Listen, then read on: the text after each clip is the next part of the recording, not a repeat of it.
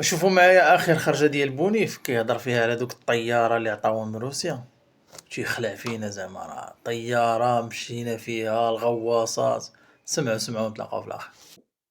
طائرة سوخوي 57 اللي هي أخطر طائرة على الإطلاق في العالم الآن دخلت الجزائر اوه ماي جاد.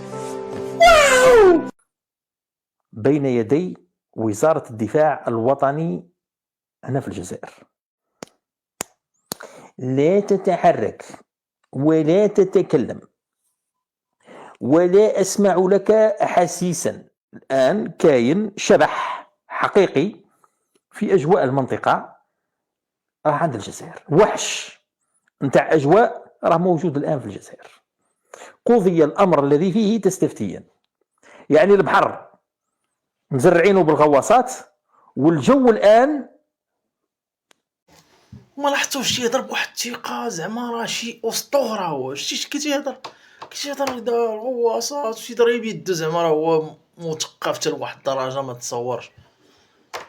اش هادشي يا بونيف هادشي. وانا نقول لك شي نصيحه من عندي اللي بقاو يقولوا لك ما تبقاش تقولوا هو. زيد ضيف شي حاجه ديالك، زيد من عندك حتى انت.